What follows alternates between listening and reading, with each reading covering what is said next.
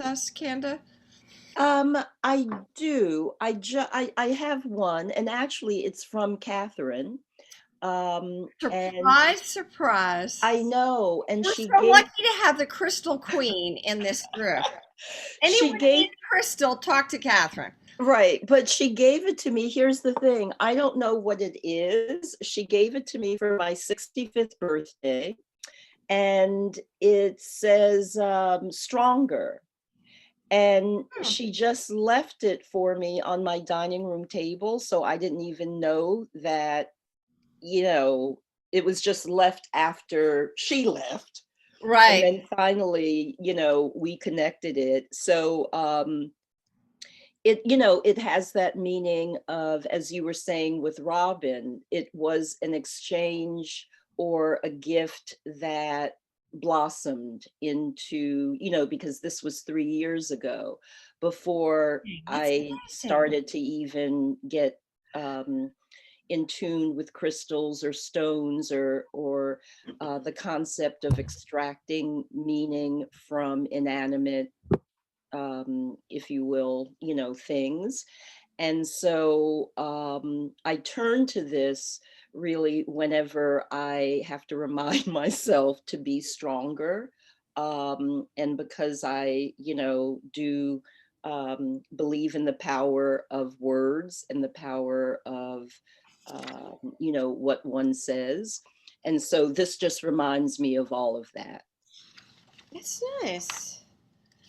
There's a really cool quote. You know Carolyn Meese? I don't know how to say her name. She had a really Oh, yeah, I do.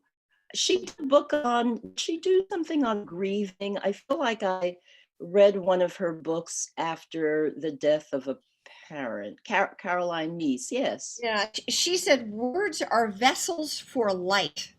They're what? Words are vessels for light. Mm-hmm. Mm-hmm.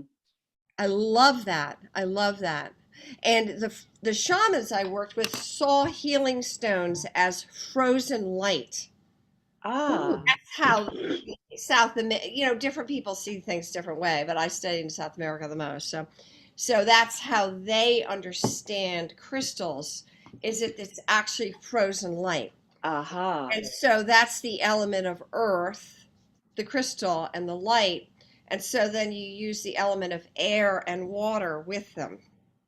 Oh, So that's okay. why that is that way. At least the way they work, people Okay. different words.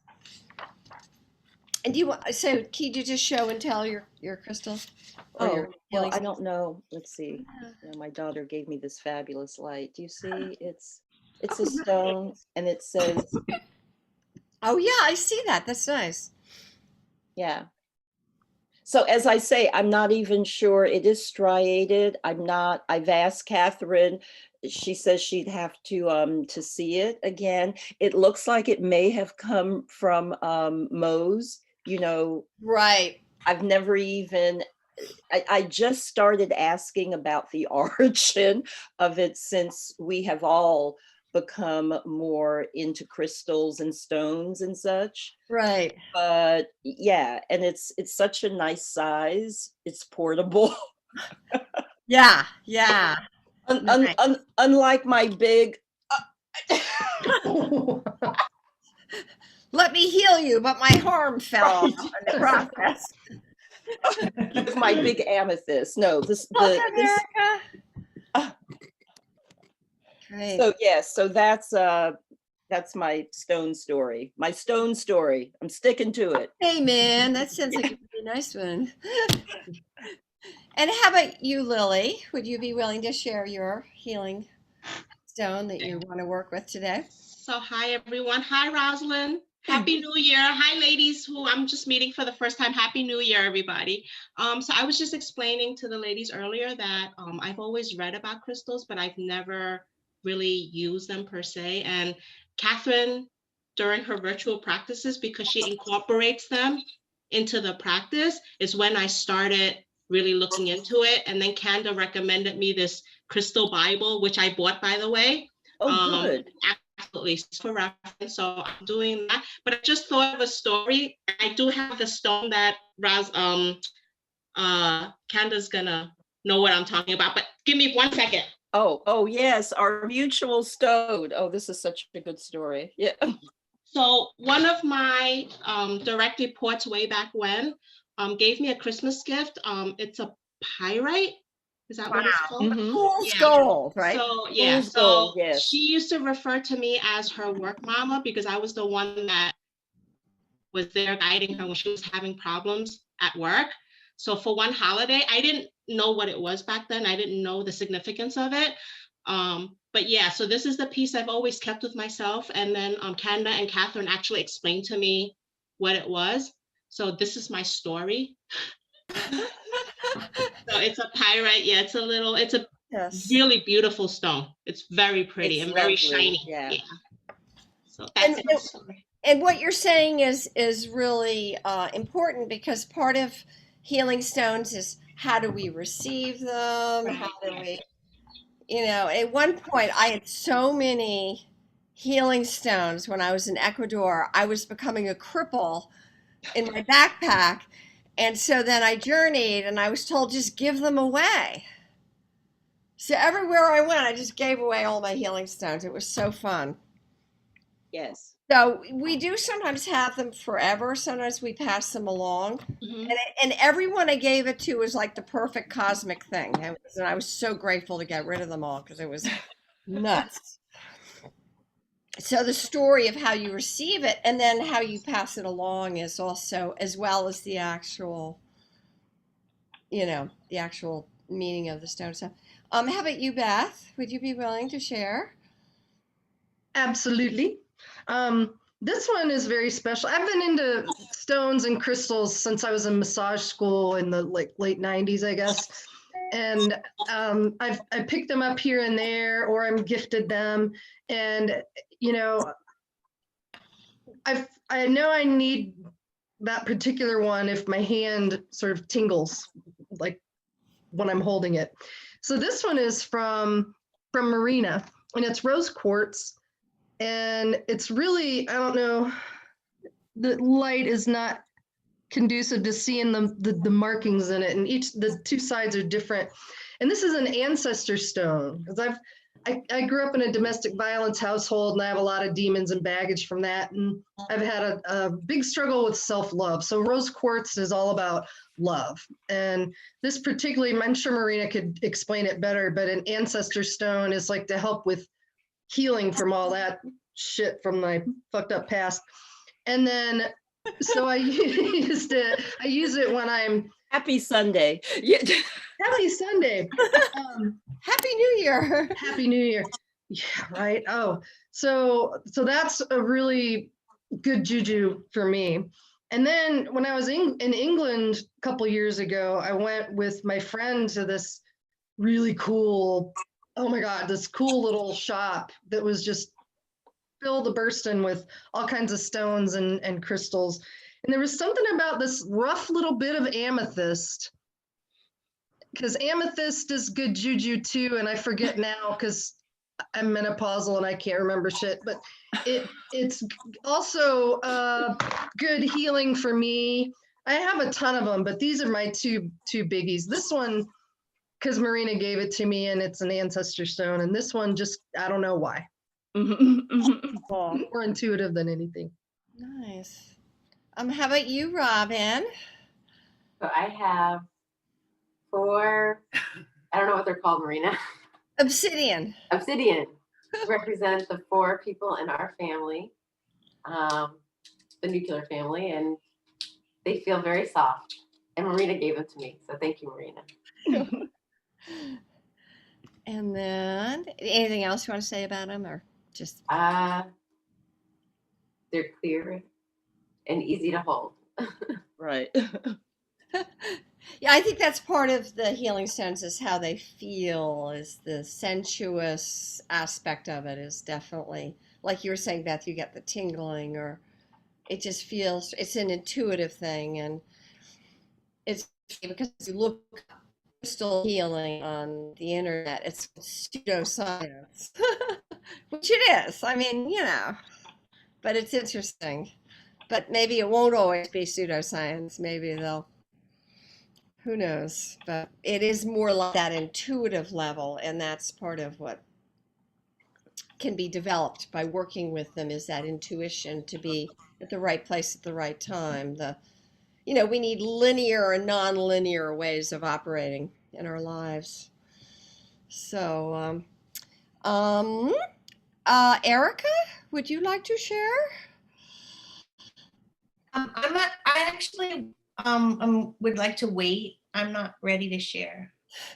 That's so good. Thank you. Because the way I run things, you can always wait and you can always pass. You don't even have to share it all if you don't want to. I really like that idea that, we all share because we feel like it. And then, is everybody else here? Is Karen, are you here? Karen Curley? I am here. Oh, hi, darling. How are you?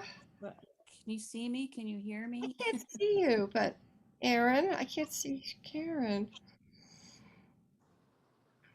Aaron.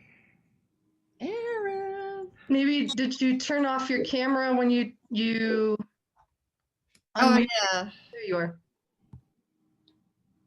Do we see Karen? Yes, there she is. Yes, we can see her. No, I've been here right from the beginning. Oh, okay. I still don't see you, so that's kind of sad, but I hear you, so that's good enough. Well, I'm probably pretty dark anyways, like I Oh, I see you. Oh, I see you. You've got the candle look. You've got the candle look. So, Karen, good to see you, and I just wanted to just thank you for. I think this original sound thing is screwing us up here. I think would you be willing to share what the healing was like last time for you, just as a segue? Well, it was very moving for me. I mean, I cried. It just, I don't know. I felt so close to everyone, and I just felt loved, which was beautiful.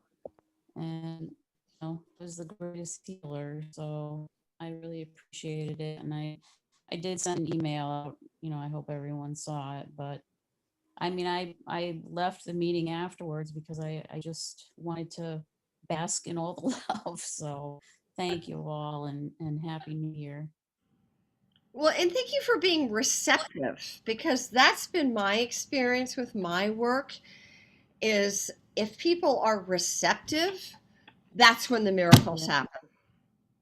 Yeah. And if what is that? What is being receptive, being vulnerable, being open, trusting, allowing, all those things that we're not really taught in school. We're sort of taught to not be that way. So, this is a place of vulnerability and honesty. So thank you. And would you like to share? What do you say? I said it's a beautiful thing. And would you like to share a healing stone or stones that you want to be? I had this is my favorite. I just got to get it out of the little red bag here.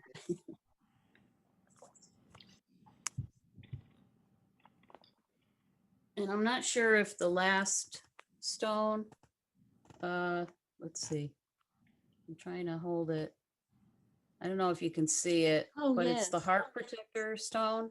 Yeah. See, that's what I gave you, Robin, is that one. It's a heart protector stone. Yeah. That's what I thought it looked like. But you must be the rock person, because you're the one that gave it to me. And it's just, no, Catherine is the rock person. She's the rock queen. I've been a rock queen ever since I was little. I had rock collections everywhere. I still love rocks, and I have them all over the place. But this is just so beautiful, and I don't even, what is it anyways? What kind of? It's obsidian. It's obsidian. Oh, is it? Yeah, and it's considered in Chinese medicine. Everything comes from the heart. Not the brain like us. Yeah. And so they believe there's an organ called a heart protector. And so having a heart protector stone protects us with our open vulnerability because we're open and we're vulnerable, but then we get all fucked up from that. So it's a protection. Yeah. Well, I use it a lot. It's my favorite stone, and I just have so many in my mesa now. I have to do the same thing as, get rid of some and journey on it. But I love this one. Oh, I don't know. It's my favorite. thank you. And hello, Catherine. Good Welcome. morning. Good morning. How are Good you? morning. And happy New Year. And do you have a particular stone you're going to be working with, or you'd like to share, like show and tell kind of thing? Show and tell. Yes, I have a few stones. Being a Really? stone queen. So I have black tourmaline, 2 different pieces, right? And black tourmaline is a very powerful stone for cleansing the auric field, cleansing the energy field, cleansing the cells in the body. So often, well, every day pretty much, I will sit with one in each hand. They're pretty big. I hold them in each hand and I just sit and I just am still. And that allows negative energy from cell phones and other electromagnetic frequencies to be kind of pulled out of my body. And I also use it when I practice yoga. After an asana, when I relax in savasana, I will hold the stones and just allow the deeper cleansing that happens from yoga, allowing the stones to pull out even more residue. Usually it's emotional residue. Mm-hmm. So those are my 2, one in each hand. And then I work a lot with lapis. And I just absolutely love this piece of lapis lazuli. It's one of my favorite stones. Largely because, as you were saying, Marina, about tactile energy. It feels so good. It's very smooth. It's quite a thick slab of lapis, and it has beautiful markings Oh, over it. And when I teach yoga, I always have it on my legs. I always am touching it because it's a very powerful stone for teachers. It's a powerful stone for connecting with visionary awareness, third eye and throat chakra. So those are my stones. That's what I'm working with today. you shuffle your cards on it too. I love I that. do. Yes. Sound of I the absolutely shuffling. do. Oh my God. Yeah. And it's also got a lot of native energy connected to it. Native Americans often allow included in their ornaments. So I like the idea of the Native American energy that comes from it for me. Mm. Yeah. Mm. And those are Native American cards that I use. So Yeah. yeah. And the Yeah. Egyptians used it. Oh. Yes, indeed. Yeah. The Royal. pharaohs Oh. were adorned with them, and also their burial sites are adorned with lapis. Yeah. Yeah. Well, hello, Rosalind. Welcome. How are Hello. Good you? morning. Good to see you. Would Yes, you good- would you be willing to share with whatever stone you want to? Yeah, so I've amassed quite an extensive collection during 2020, but I picked 4 things to share, specific to healing because of experiences that I've had with them. Whereas the rest of my collection was more about wanting to unlock certain energy within me or increase the vibration of certain energy centers in my body. These I've actually experienced physical healing with myself. So first one is it's a carnelian tumblestone. So I picked this one because there was one time I had my monthly menstrual period and I was having really bad cramps and didn't really want to take Advil. And so I just picked this up and held it and sat quietly and allowed it to work on my sacral region. And it gave me relief. So that's why I picked this one. And then I also had to bring out the Spirit Quest Rose Quartz Palm Stone. Yes, those who know. So this was a gift from Catherine on the Spirit Quest yoga retreat. And it's connected to that experience of healing I had on the trip, but also a very powerful experience of healing I had with Marina. And she discovered blockage in my throat chakra. And so using the rose quartz in conjunction with Marina's energy has helped to clear and open up my heart and throat over the past several months. You know, in a really like ta-da way in February, but then over time, this continued expansion in that area.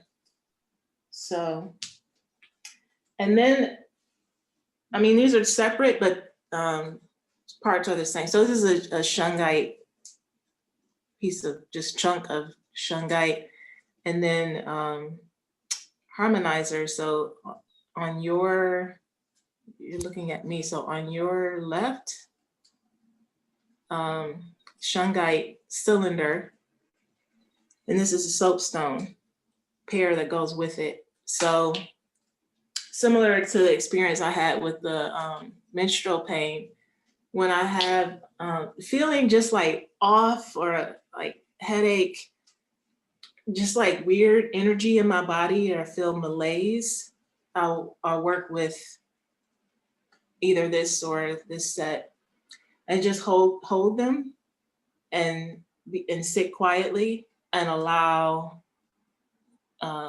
these are heavily carbonaceous stones to pull out, similar to what Catherine was saying about the black tourmaline, to pull out whatever that negative energy is and help to reset and rebalance my auric field.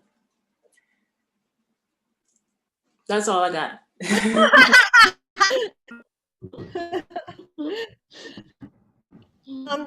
Would anyone else like to share? Like, Elle, are you here? I don't see you if you're here. I don't know if Elle is here. I see her. You do? You see Elle? You need to unmute. There I you was go. on mute. Oh. Here. Lula's screaming in the background. How unusual, darling. Yeah. I'm sorry. It's my genetic input. I'm sorry. I'm a screamer. The voice that carries. Yes. Yes, I have an aquamarine. And for me, I'm really drawn to color. I can just kind of sense when I need more of a certain color. And recently it's been aquamarine. Wow. And sometimes it's not knowing like the medical physical properties behind it. It's just going with the color, and that sort of, you think it's one thing that you need, but the color sort of corrects things and you realize it's something totally different.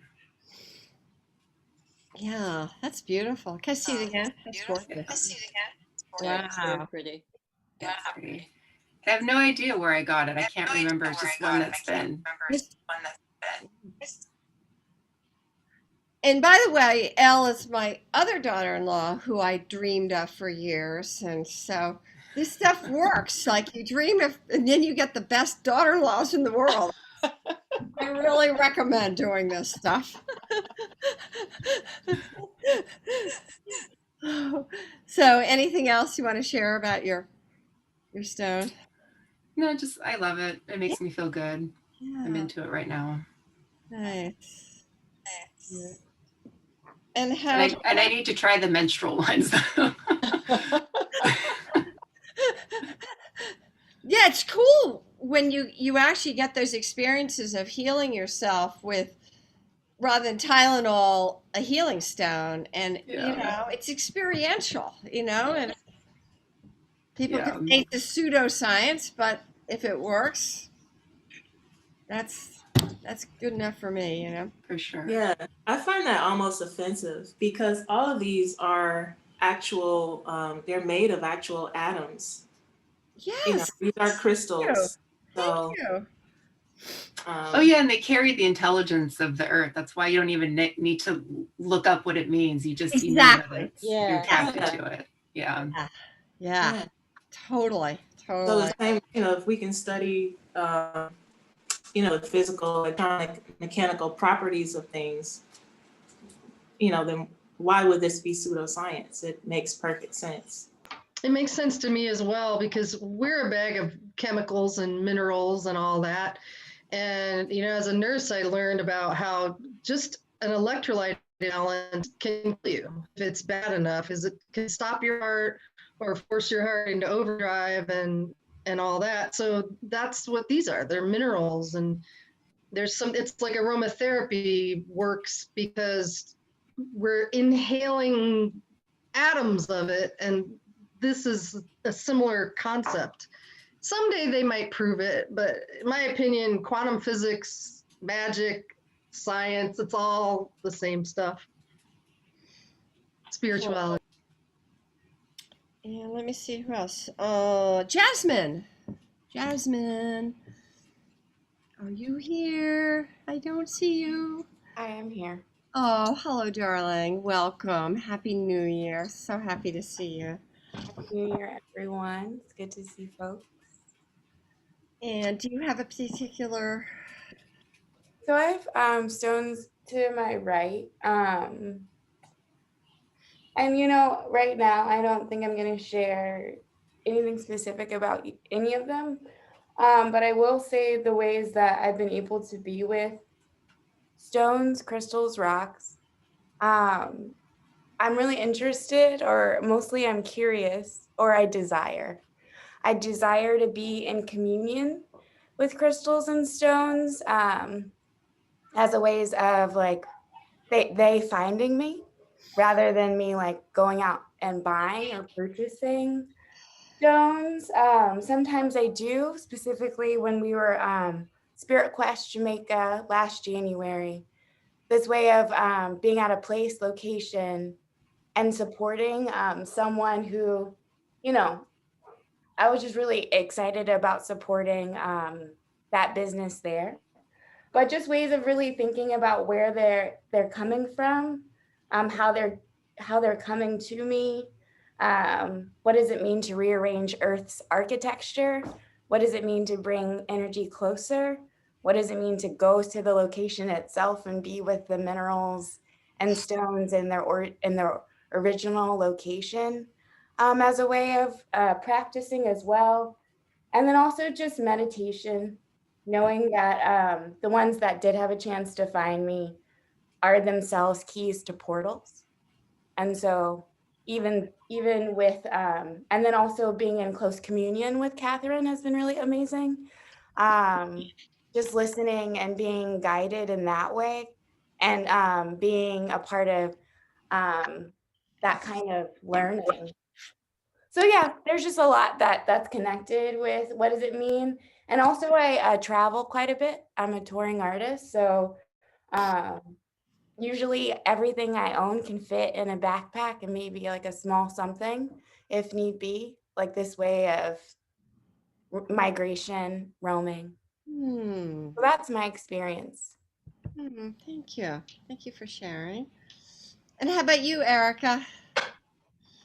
Are you feeling it? Are you feeling like sharing or?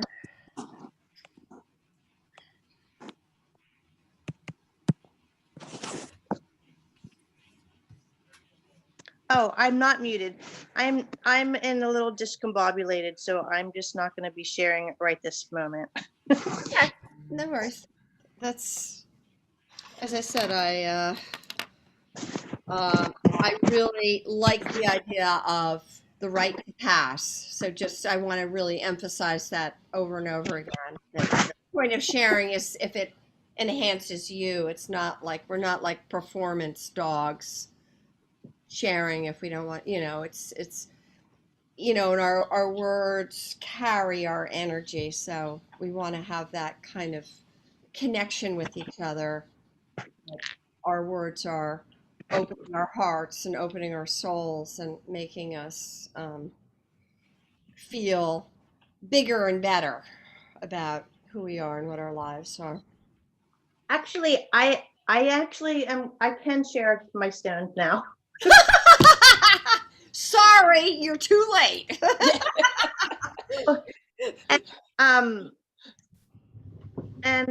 These three stones are all connected to the color green that I've chosen, and I'm not sure what this stone is made of, but it's a green color stone, and it was one of the first stones that came into my mesa. And it was actually connected with like a feeling that's very deep down in my gut. It's kind of like my gut feeling, emotion stone. And then this is a stone that has this beautiful green in, but it also has opal in it. And Marina gave me this stone years ago, and she said it somehow was calling for it to be gifted to me. So it's a really beautiful stone. These three stones, well, this one I guess is connected to the gut, but these two are connected. This is also the obsidian, the heart protector. So these two stones are connected to the heart for me. And then this one to the gut. So that's all I have at the moment. Thank you. Thank you for sharing. I like to share these two stones that I have. They're from a mountain in Ecuador called Imbabura. And Imbabura is my husband. And Malcolm in college used to tell his friends that his stepfather was a mountain and he wasn't lying. And so part of the ceremony is you marry this area in Ecuador. I used to go to, you marry the mountain and you get dressed in white, and everybody becomes a bride. So the men would cross dress. So we'd be all dressed up like on our little outfits, and it was just an amazing experience. And Imbabura is, just like a lot of places, because shamanism is very earth oriented. Imbabura is the healing mountain, and people come from all over South America. And I mean, I used to bring groups down there to work directly with the indigenous healers, but when it started getting very unsafe on like a reality level, so then I stopped bringing groups down, but I would bring my children down. That makes a lot of sense. And so one time I went down with Malcolm, and the whole country went on strike, and we had to leave, and they're burning tires in the road. And you think that would stop me? No, I bring Eric down, and we went down. He had an amazing healing. He went through a difficult period, and amazing healing with Maria Juana. And there's a great picture of him and Maria Juana, because he's 6'3" and she's 4'3", and just a powerful. And Eric, I'm very blessed that my children are all really open to this, and they all grew up with this, so they just think it's normal way of being, which of course it is. And just the most remarkable things happen on Imbabura. Just like, and there's a place on Imbabura. I'll send, after we're finished, I'll find a picture and I'll send you a picture of Imbabura. It's called the Heart, and it's kind of the shape of a heart, and so that's where a lot of people do a lot of their healings. And they have these inner chambers that are crystals and springs, and then they do awful ceremonies where you get like buried alive. I mean, that really sucks in Imbabura, but it's just an amazing experience. And so Imbabura has many wives, so I'm one of his wives. And one of the vows you make when you marry Imbabura is you're not allowed to get divorced if you have an actual husband, and you're not allowed to get married for 10 years. after you marry Imbabura. And the purpose of that is that your human relationships are less important to you than your healing energy. That's what I could understand why that they had those rules. Like, and that's the whole point of shamanism, is to become more self-referencing, because we're herd animals, we're very affected by each other. And so to have that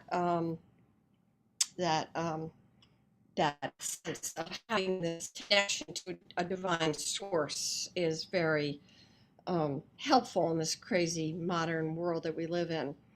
And so then then Jimmy and I did finally get married, but he was a little annoyed, actually. No, sorry.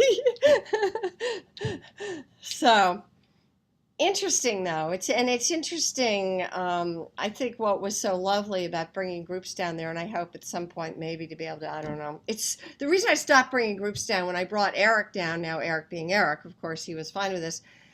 There were people with machine guns guarding our hotel room. And so I said, oh my God, they have automatic weapons. They're like, no, Mom, they're only semi-automatic weapons. I'm like, ah! So, I mean, it was just so dangerous because a lot of the drug stuff from Colombia spilled into Ecuador. And here we were a group of, North Americans, I just felt like it was just not. And I did hear terrible things. There were these groups of gangs of, young males and stuff like that. And there's no police, no hospital, nothing works, So there is like a reality part too. But anyway, it's these stones have those stories, the stories around the stones. And at least the way I was taught to work with stones is the stones themselves don't really matter. I mean, they matter, but if you lose it, if it gets stolen, it doesn't matter. You still have that energy from the stone.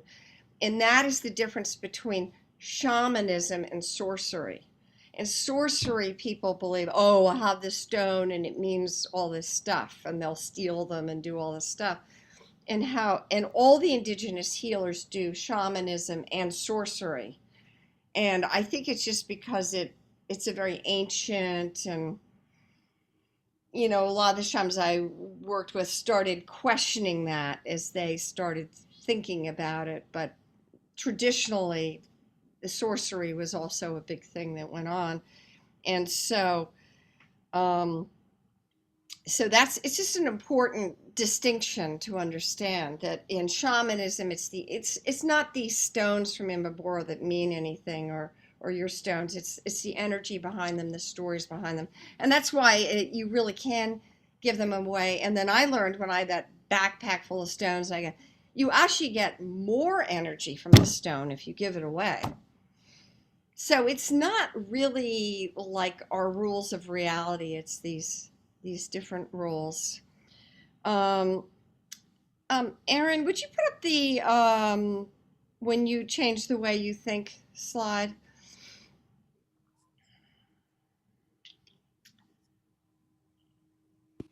No, that's not the right one.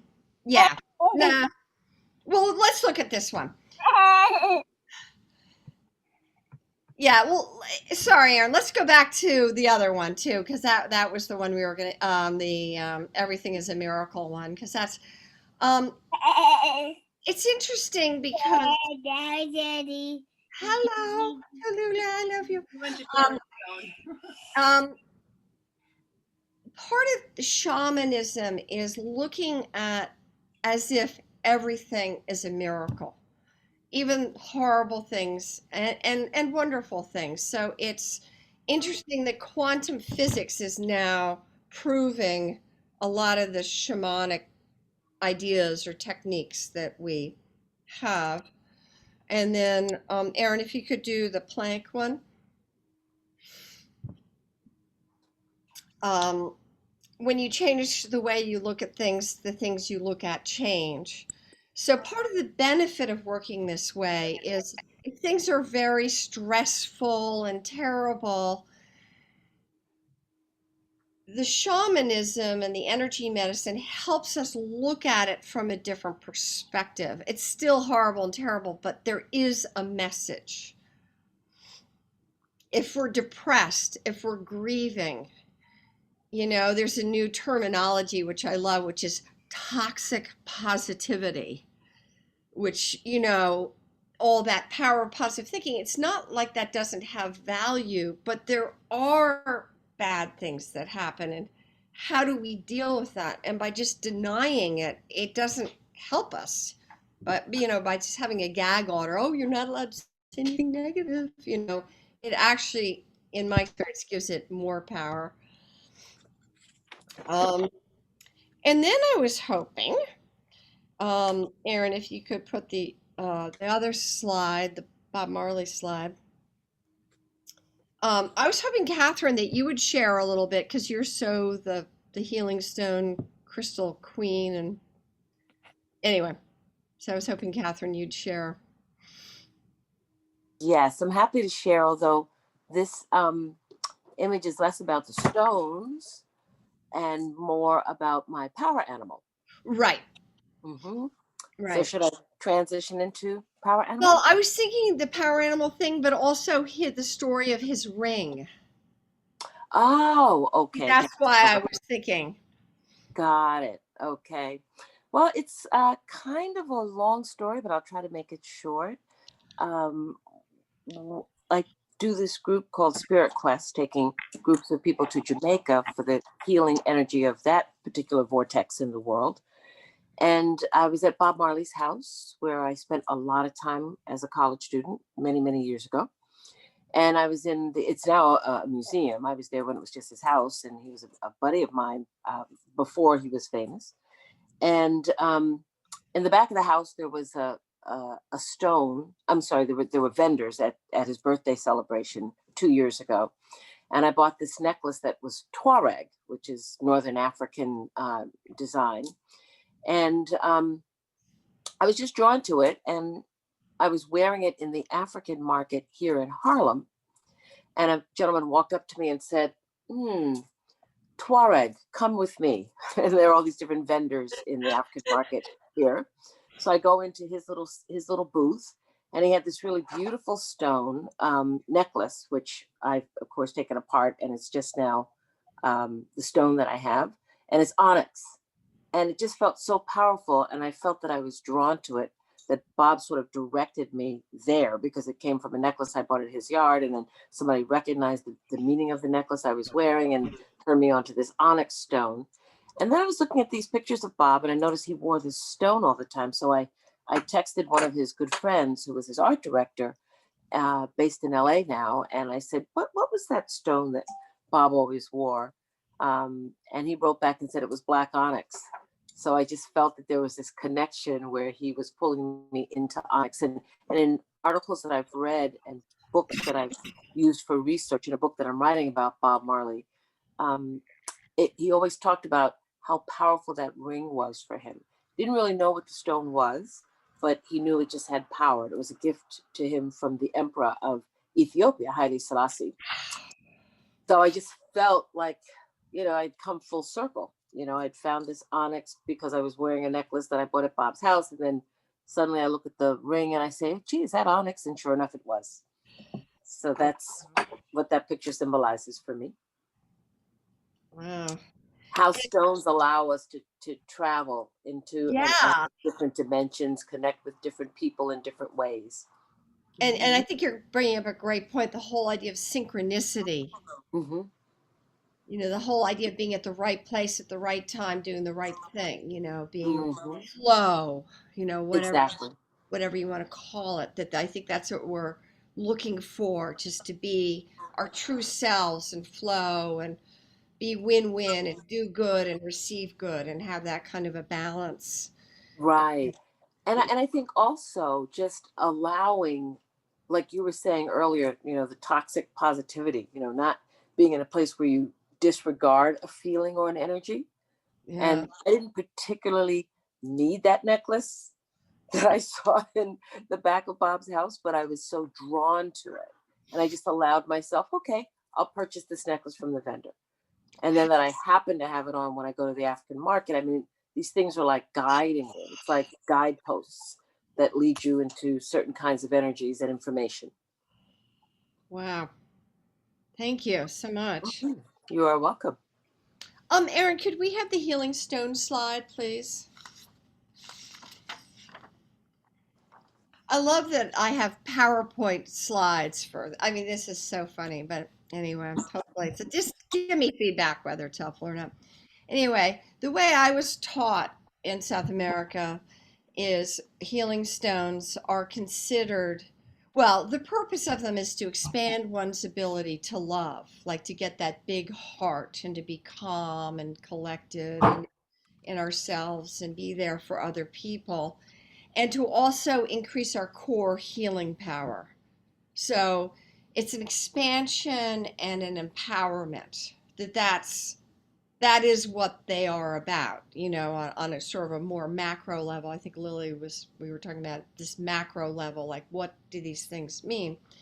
And at least in South America, they understand stones, and particularly they work with clear quartz a lot. And but they see all stones as being frozen light. Like you're holding a stone and you're holding frozen light. You're actually holding light that's in a solid state. It's like this magical thing that the earth creates these beings, and that these beings are actually, it's called animism. They're actually alive, and they actually have personalities, and they are our friends.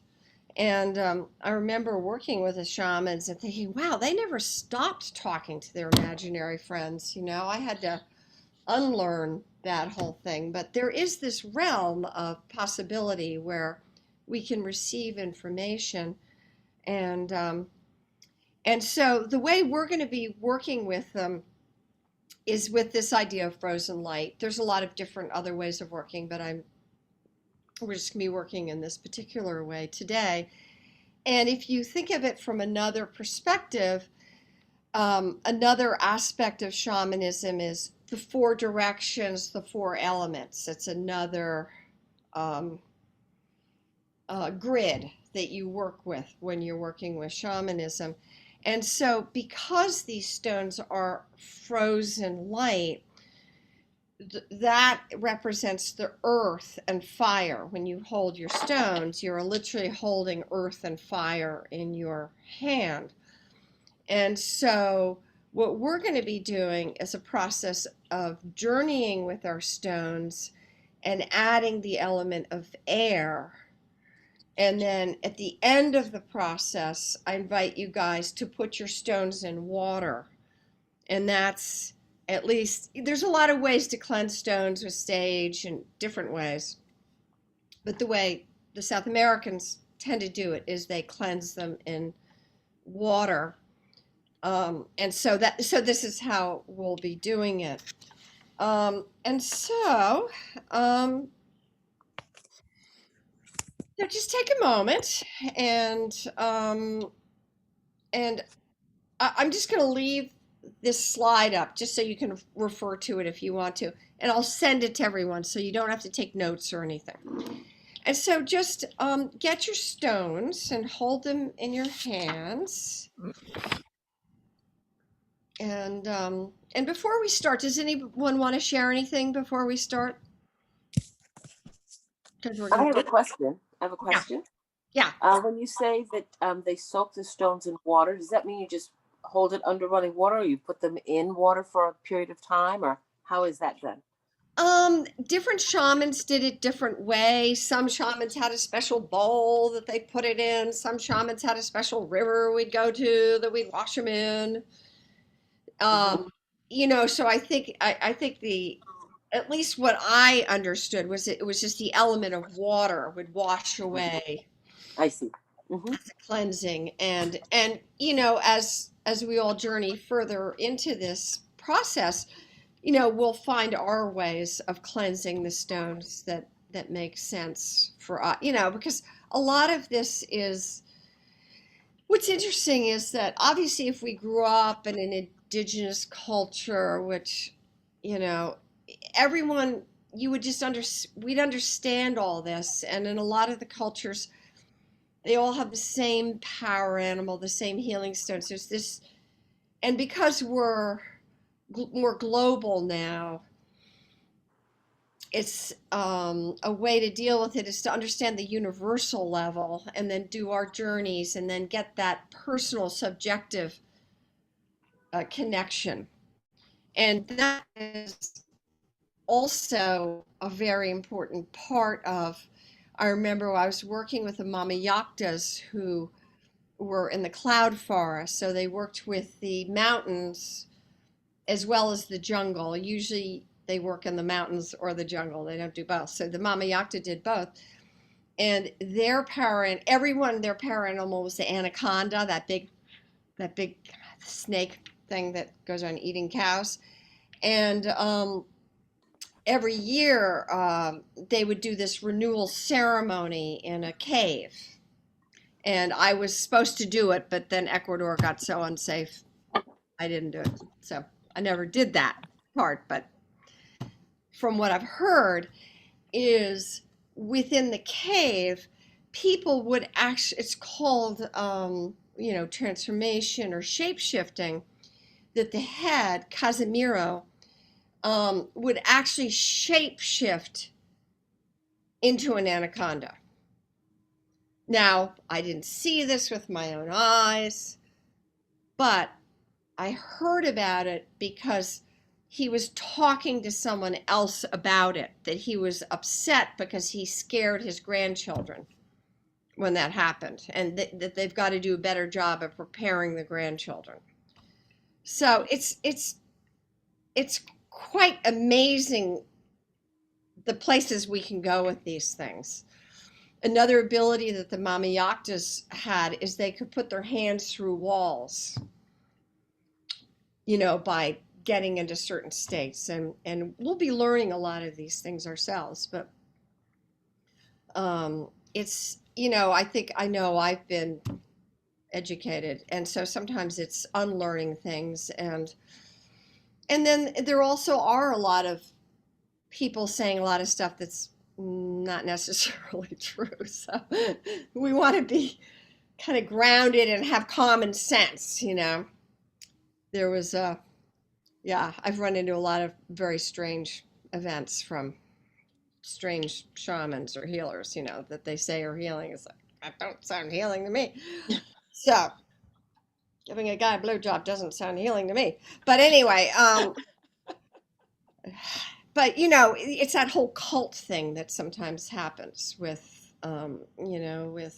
people who have a lot of charisma and they get whatever, misguided or so. How to keep grounded in authenticity and truth, but also expand our base of what we think of reality as being. And my experience is through these personal experiences is the best way to do that, because people can say you're crazy, but if you've healed someone of cancer using that happened to me in New Haven, the New Haven hospital, wherever that, in New Haven.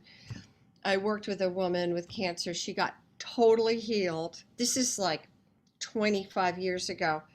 And the doctor came in and started yelling at me that I was a charlatan. And I'm like, who's the charlatan here? He was so angry at me.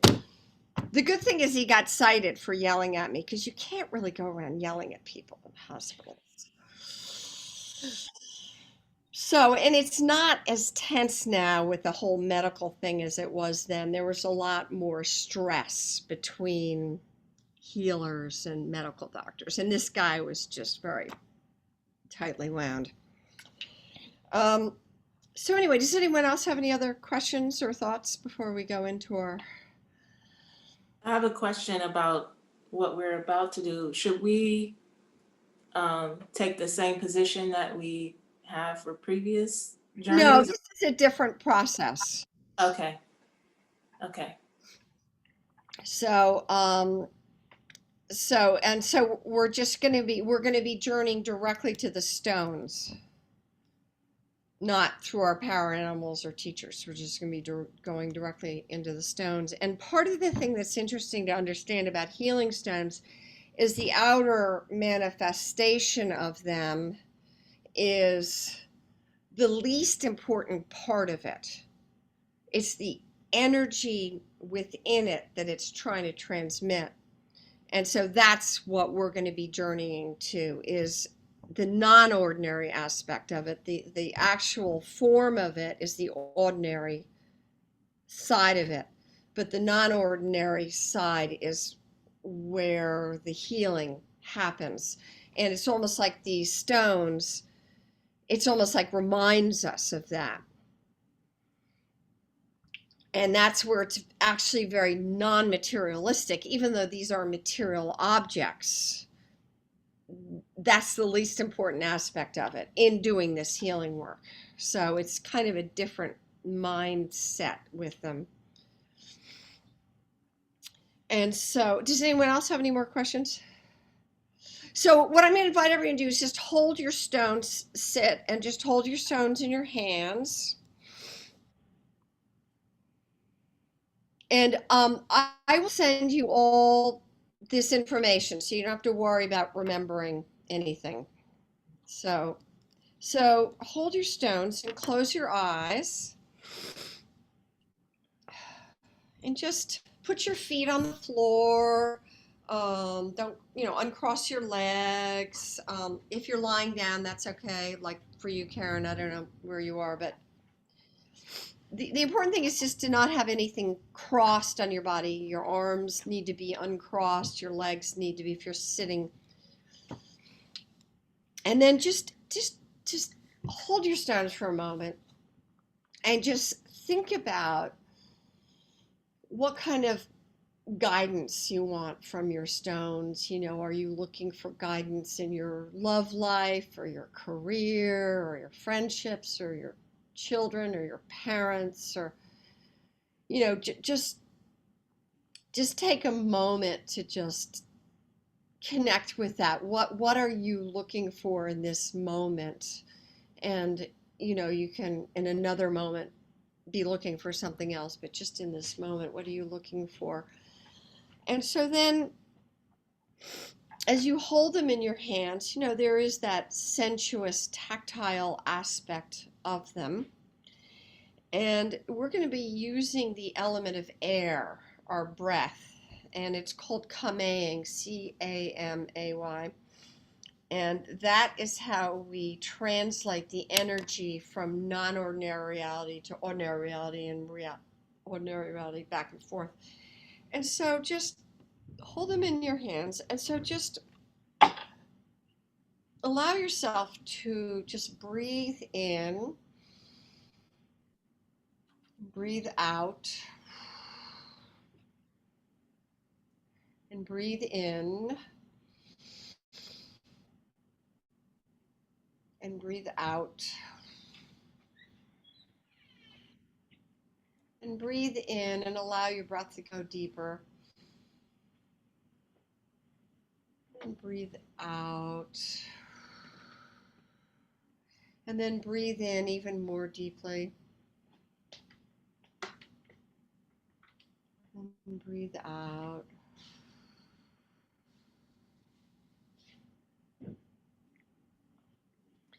And then breathe in,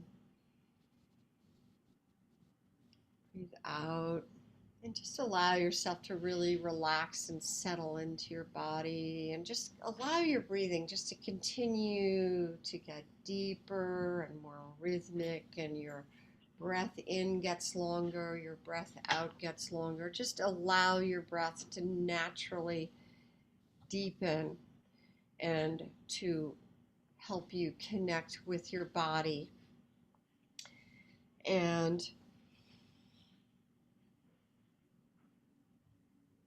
as you're doing this process, take another breath in and ask your stones for energy, for direction. And as you ask your stones for this gift that they will give you, inhale from your stones. So when you feel like you have that request, it's a little bit different than journeying to the upper world or lower world where you have a question. This is more a request. So when you feel connected with your request, what you're searching for, struggling with, wanting to evolve with in your life, and when you feel centered on that and you ask the stones for energy, just bring the stones up towards your heart and your throat and just inhale. And by inhaling, the stones will give you that information.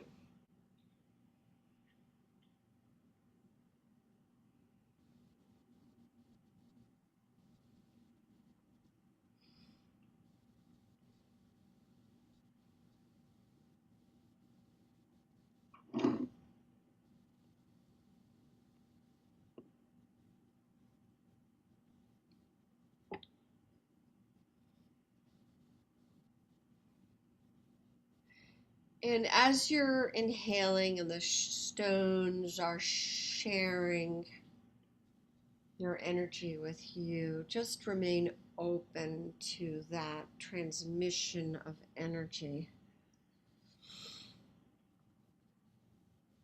And when you feel like that process is over, and if it's helpful for you to write stuff down, feel free to do that. Not everyone likes to do that. And when you've completed that process of receiving from your stones, and a lot of times it's because it's an energetic transmission, sometimes it becomes more clear later. Sometimes we get images or words or just a feeling of hope sometimes comes, like, oh my God, maybe I can create a job where I'm not losing my mind over this. Or so as you move into that feeling of asking your stones and receiving and inhaling, once you've completed that process, thank your stones. And then put them down, and then we will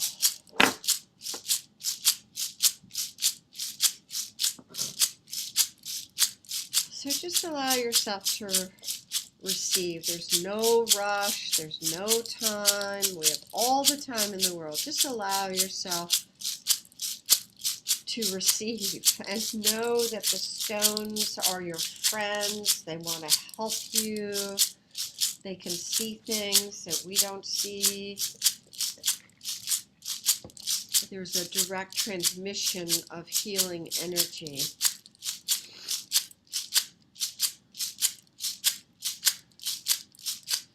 And those of you who are in the group who want to, do healing work, part of how we do the healing work with the stones is this is part of that process of inhaling the energy. And that client I worked with in the hospital, that is what I did.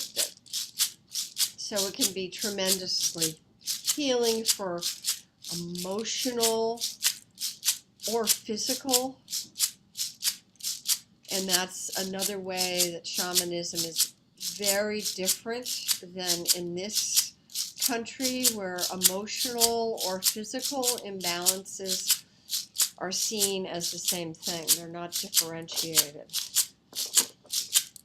It's just understood as being an imbalance. So just allow yourself to receive from the stones.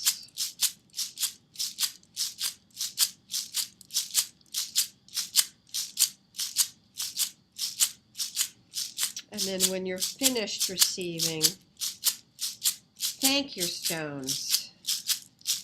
And then come into them, exhale into them. So they've given you something and now you're giving them something. So when you're finished receiving, when you've thanked your stones, come them. So you're healing the stones and the stones are healing you. It's a full circle.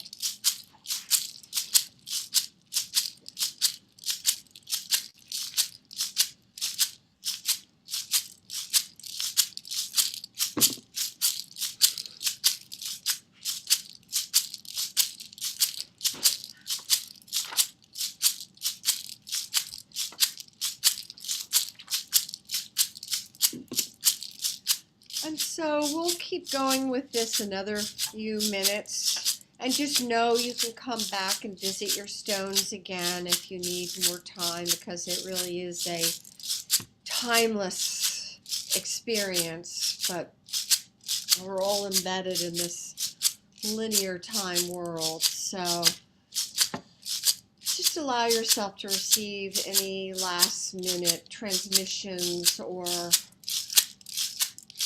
share last minute transmissions.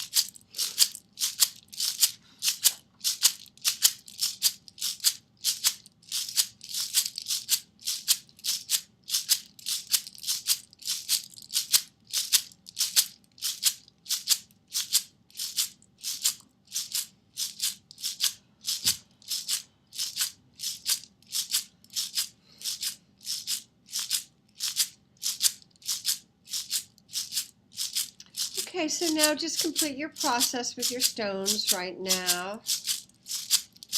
And feel free to put them down or keep holding them. And at the end of our training, I'll invite you to put them in water, either under running water or in a bowl. But for now, you can just hold them or put them down.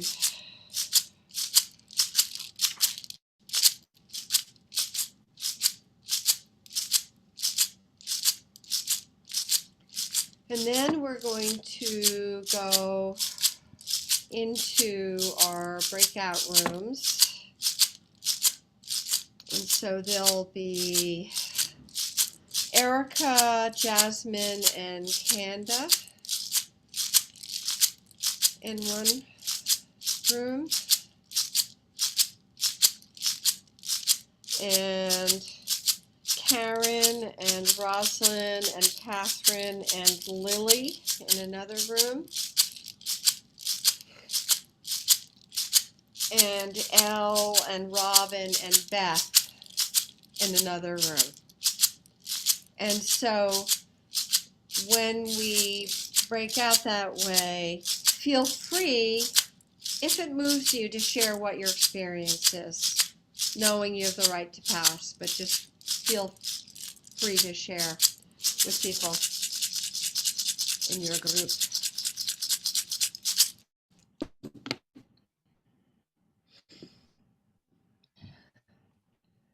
So Erin is going to, oh yeah, Erin, I didn't give you a chance to share your healing sound.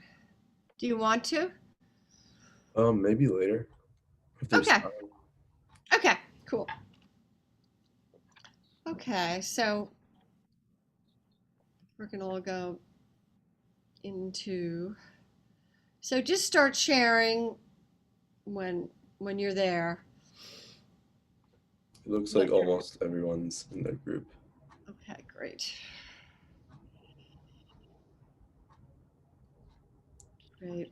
And I can do the thing with in a few minutes if you want to pop into each one. Yeah, I'd love to do that. So I'd love to pop in the Erica, Jasmine, Kanda group first.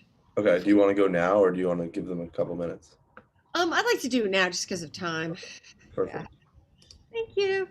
And then just, you'll leave that one and come back when you want to come to the next one. So just yell what?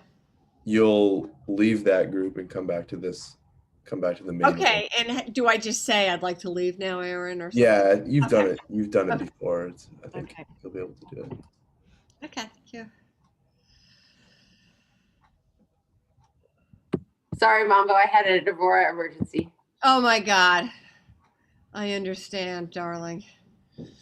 I have to go to room. Yeah, you're going into a breakout room. Is there a message on the screen for you? Oh, I see. Yeah. So I should have her join the breakout room. No, Oh. for you to Oh, join. for me. Okay, I got it. Thanks, Aaron. All right.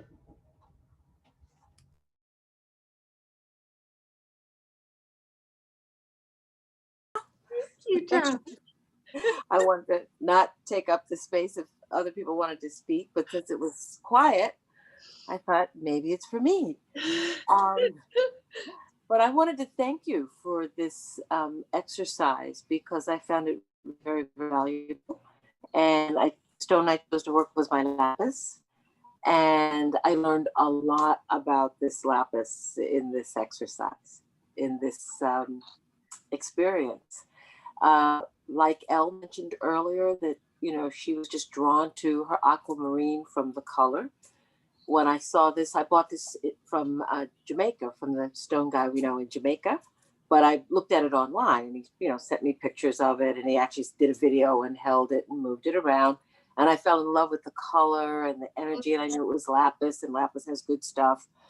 And so I've just enjoyed it. And one of the things I as I mentioned, whenever I teach yoga, I always have it touching the skin, because one of the things that people may not know is that the stone gives you the benefits when it actually touches the skin. So a lot of us have necklaces with stones, but if the stone is placed on a silver back, that you're touching the silver, not the stone itself. So I always try to just have the energy of the stone touching my skin. But in the exercise, as I was holding it and I made the request of, okay, what is this stone giving to me? And I realized that it was one of the first things I bought for myself at the start of the pandemic. And that it's given me tremendous sense of calm, and that the smooth nature of the stone, as I touch it, it just reminds me that we can not smooth our way through this, but there is a way in which we can find our peace in such extraordinary uncertainty. We were all happy to say goodbye to, or many of us were happy to say goodbye to 2020, but 2021 is still challenging. It's not like it just automatically changes, but now we have the vaccine, doesn't work, which one? I mean, there's just a lot.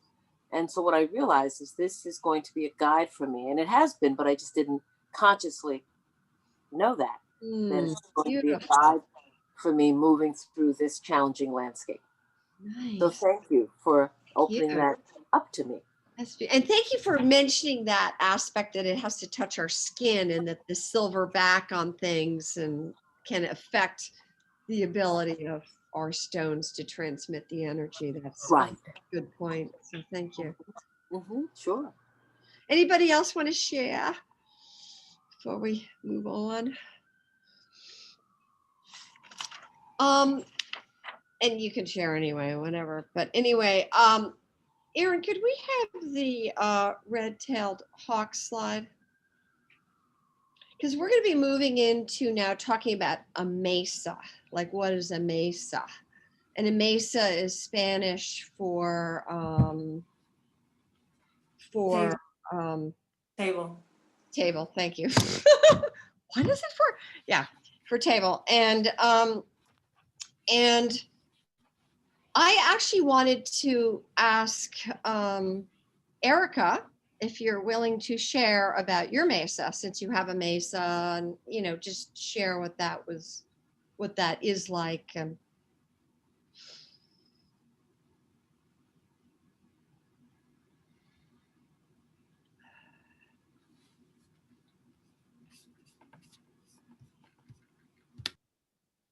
So I do have a mesa. It's inside of I have a cloth that I keep the stones in.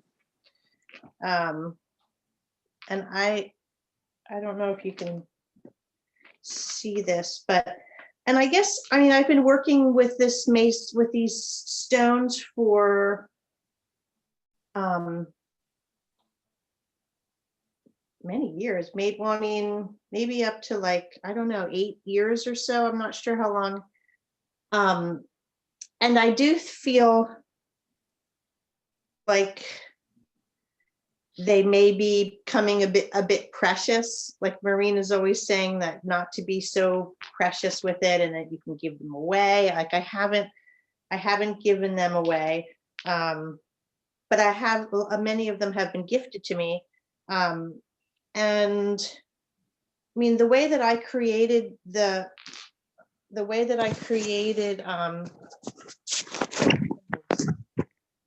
like, here are the stones. Or here are the ones I was working with today. But I'm sorry.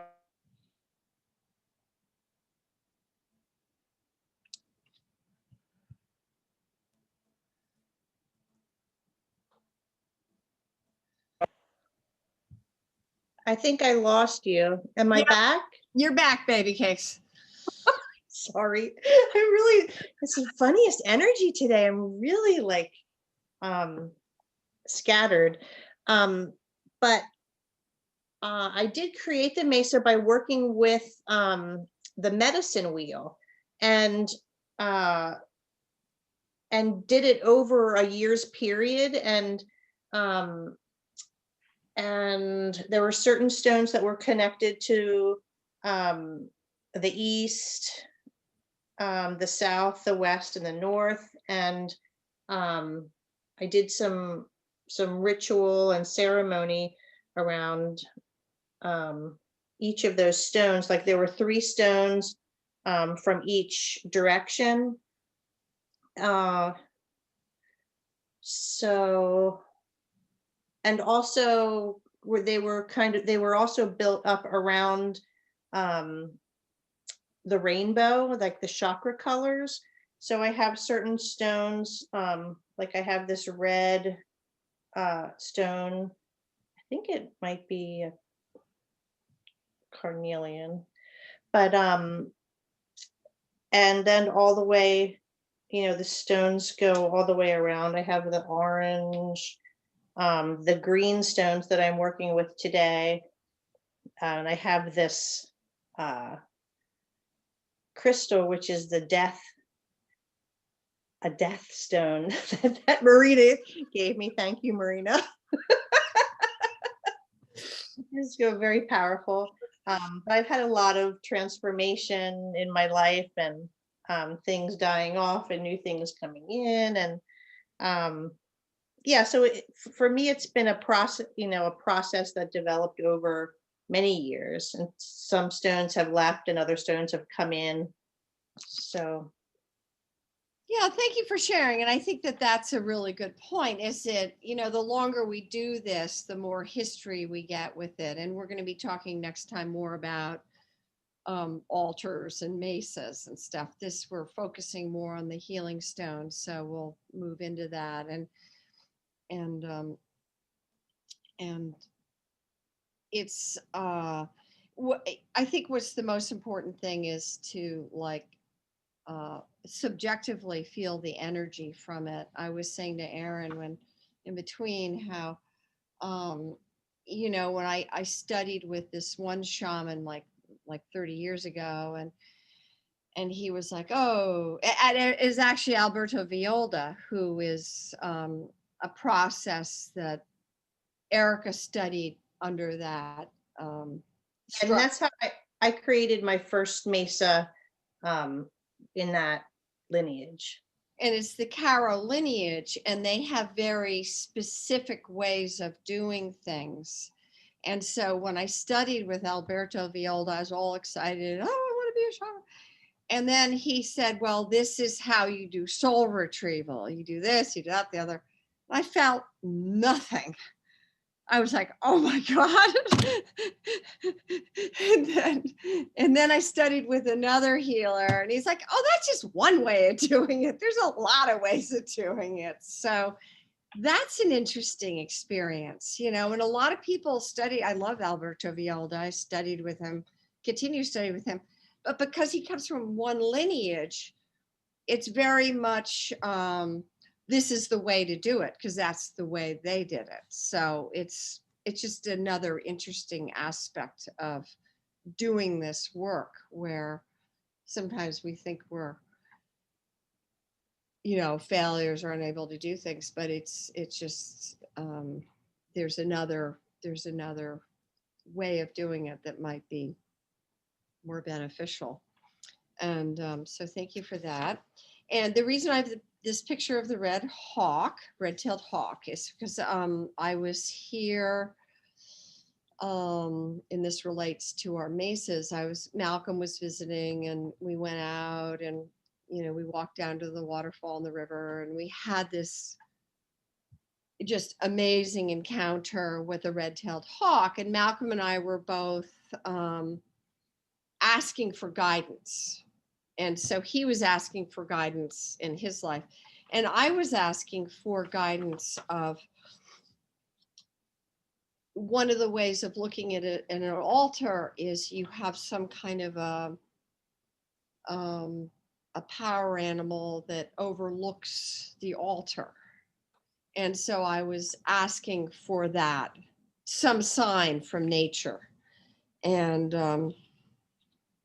that's another aspect of the shamanism is as requesting signs from the universe. And a lot of times in nature, you'll get signs, or if there's like a weird, unusual circumstance, like with this hawk, this was just not a normal hawk. It came and it did all this crazy stuff for us. So it was definitely, we knew it was a sign, you know, and we were asking different questions. So I took that as a sign, and the hawk symbolizes the ability to use intuition and higher vision to complete tasks or make critical decisions.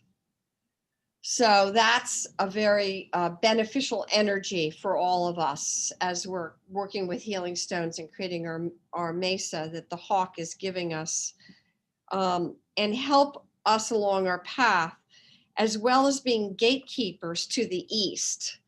And next time I'm going to talk more about that. I haven't really talked that much about the medicine wheel yet. That's a whole other shebang. So this is the east, which is the beginning, new beginnings.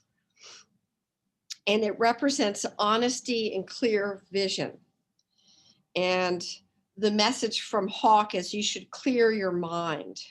And it has a very sharp eagle-like whistle, like a whistle. And the weirdest thing happened is when Malcolm and I came back with this whole crazy hawk thing going on, we came back and we heard the most intense bird whistling, like this piercing bird whistling. And we're like, what is that? And we're walking, and it turned out to be someone sitting at a fire, one of our neighbors, whistling at the birds, and the birds whistling to him. So that happened as we returned from, so the whole idea of sharp eagle-like whistle, that idea of waking us up and showing us the right direction, and that sharp clarity that we're looking for when we're trying to, you know, we have decisions or we're trying to improve our lives. So that energy is a gift that was transmitted, you know, through Malcolm and me and the bird and to you, and all of us have that at this point, that's kind of a almost like a overarching aspect of the mesa, that's part of when you create a mesa, you look for a sign.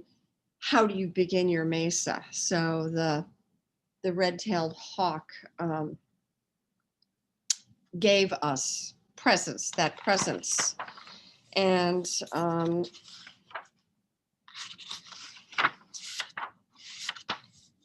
yeah, and so then part of the idea of a mesa in South America, it's called a mesa, you know, and there's lots of different versions of altars. So once again, if you grow up in a certain tribe and this is your altar, or you grow up in a certain religion, there's that certainty. But for many of us, we've grown up in a different way. And so how to create a meaningful altar. And Beth had mentioned that I'm just seeing that Candace saying she's frozen or something. Okay. Aaron? I don't know if you can hear me. Yes. It could just be her own internet. Frozen or something. Could just be her own internet is slow right now. Oh, okay. Probably. She should be able to come back in soon. Okay. We don't want nobody frozen in our group. Only frozen light are allowed in this group. The whole point of all of this is to create something that's meaningful and beneficial. And as Aaron shared, at least at this point for him, the healing stones at this point aren't a big thing for him. And so that's great because there's so many different tools. It doesn't really, and when one works with shamans, a lot of them do have a very specific way they work that really works for them.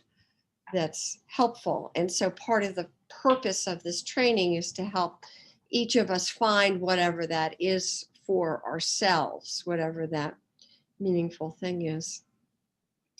So the next thing I'm going to invite you to do is do the cleansing part of it.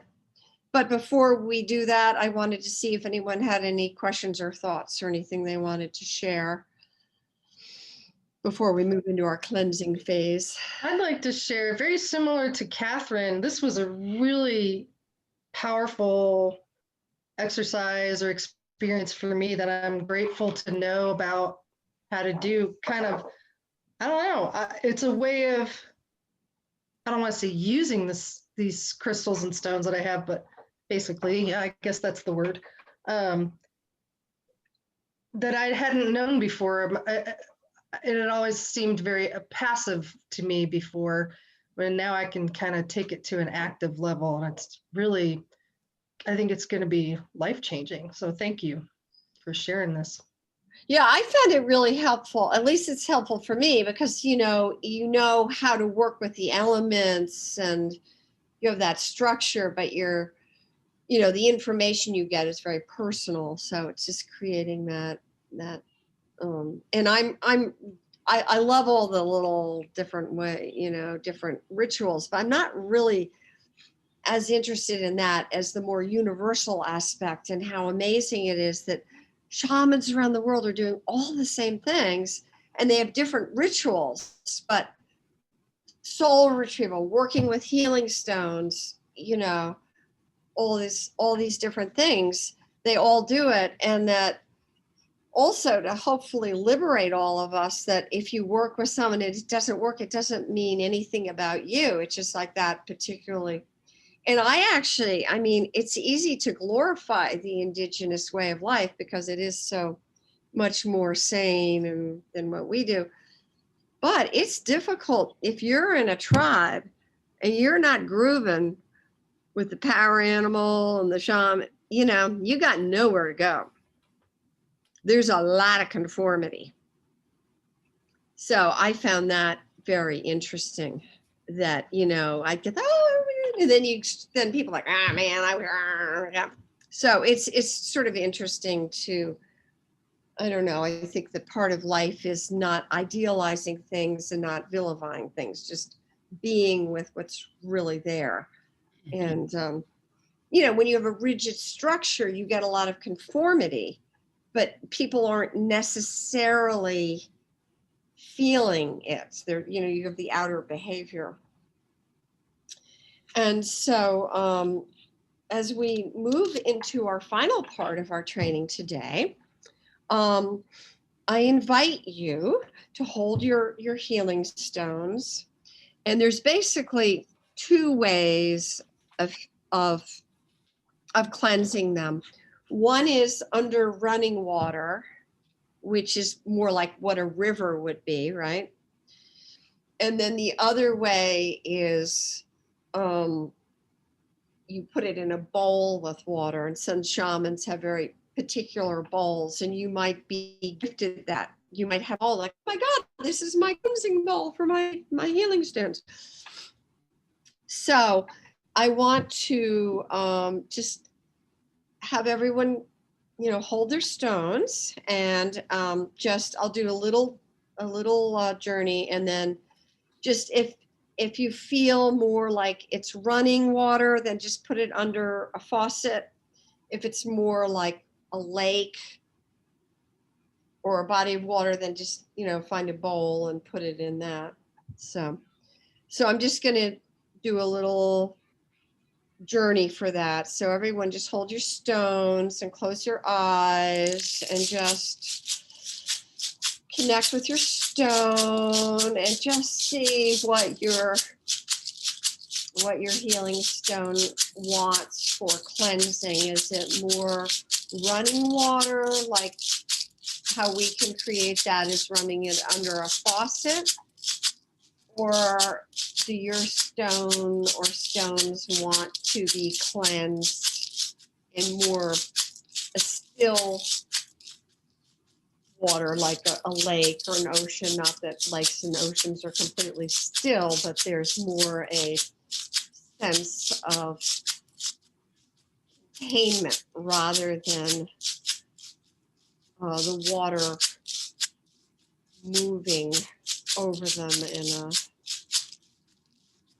and then there's also the question of, which we're not going to go into today, but I invite you to just ponder and you'll get your own answers, is do you clear your stones in clear water or salt water?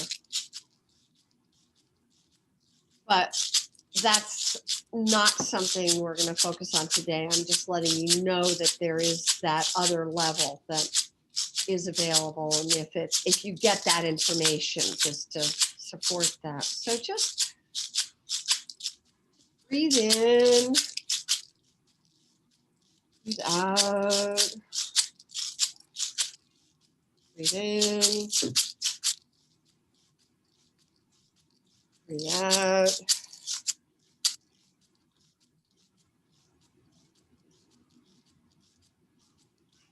Breathe in.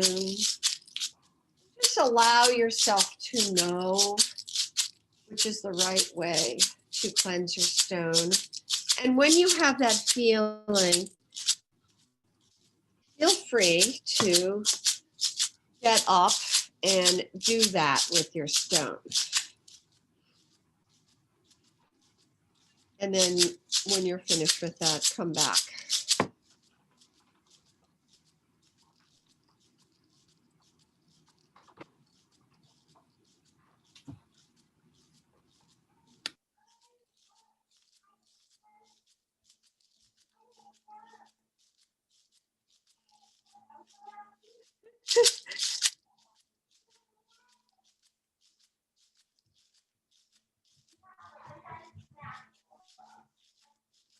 Oh, and Erin, we can take the slide down, please. Thank you.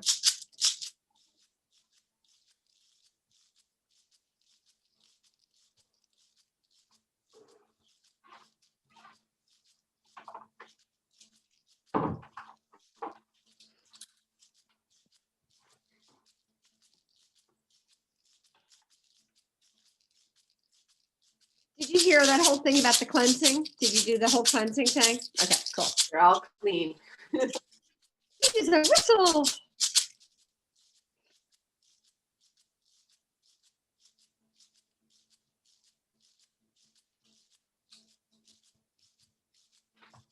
I'm just going to give everyone a couple more minutes just to complete their cleansing ritual.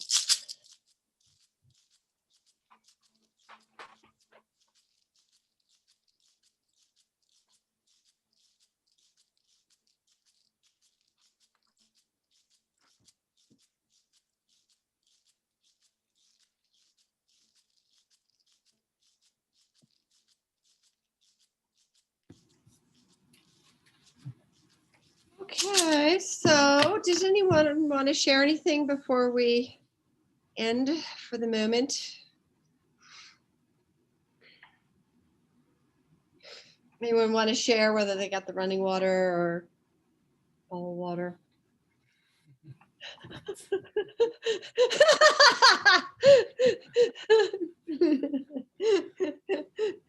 Filling the water close by. I wanted to do a bowl, but I didn't want to go in the kitchen and.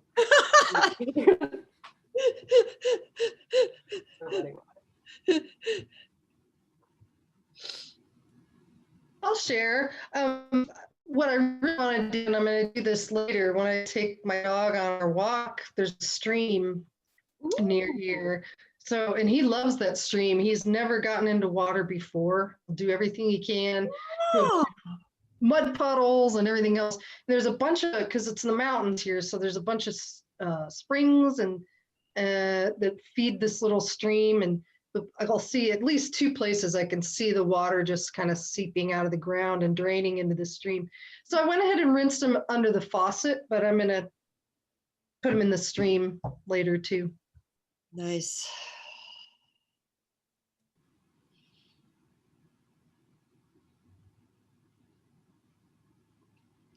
Anybody else want to share anything from the training or the cleansing or?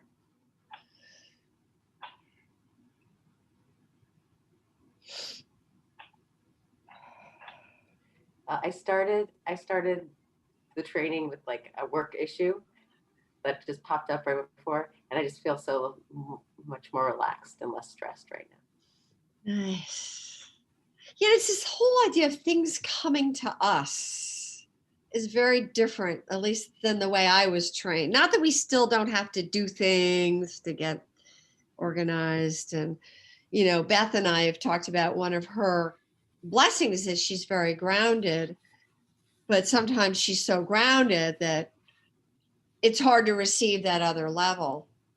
And if I ever have people who aren't grounded, I send them to psychotherapists. I mean, you've got to be grounded to do this work. And I think I told everyone that story of going to Miazol, and there's this guy acting all crazy. And we're like, oh, is that the healer? And all the guys are, no, he's just a crazy person. So you have to be able to turn it on and turn it off, because there's a lot of, not so much now with psychiatry, but there used to be in psychiatry that you were just insane when you did this because you weren't in reality. And I think there's validity to that, you know, that we need to be grounded in reality and not use this. It doesn't work unless you're grounded in reality. So, and all these things. So, you know, the children, the jobs, the husbands, the wanting a soulmate, all these things are actually, you know, the positive and the negative are equally useful for feedback for us. If we feel stressed, it's, you know, instead of taking a pill to journey into what is that stress, it's a different way. And it's not to say some people don't want or need pills. It's nothing like that, but it's that there are messages from the universe, and this whole idea that we,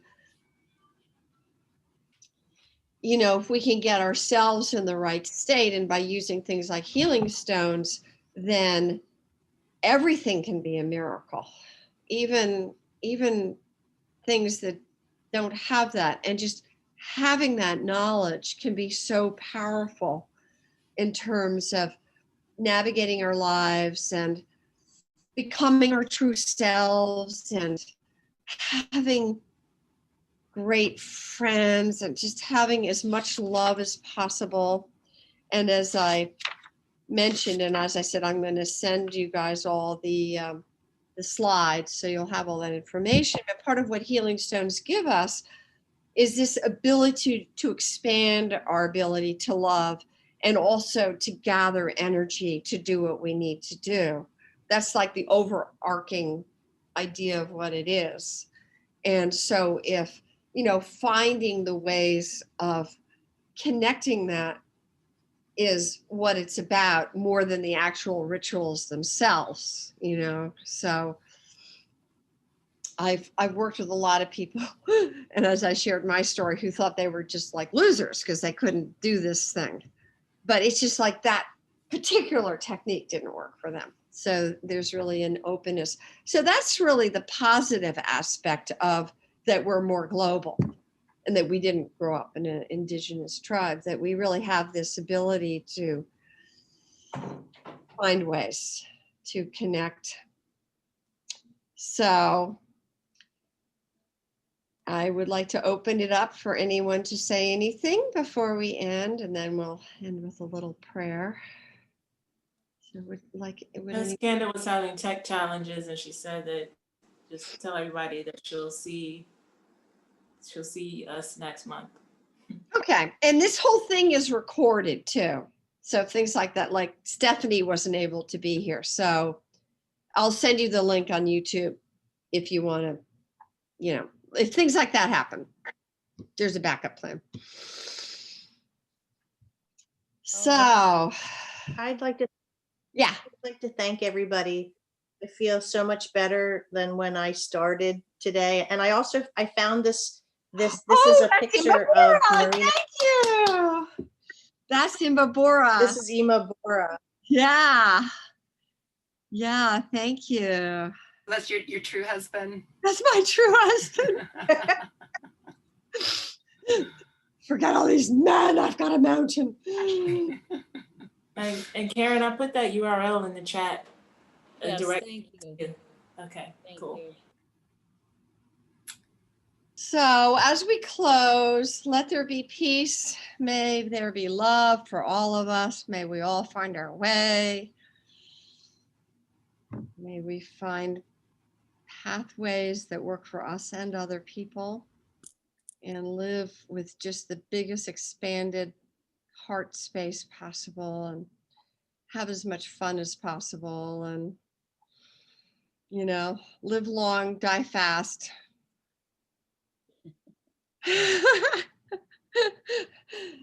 So I'll see you guys in February. I will send you the slides and any information, and please feel free to communicate as much as you want to. I love communicating around this, so never feel anything other than I love doing it. So see you Thank you. next time. Love you guys. Mwah. Bye-bye. Everybody, Happy New Year. Happy New Year.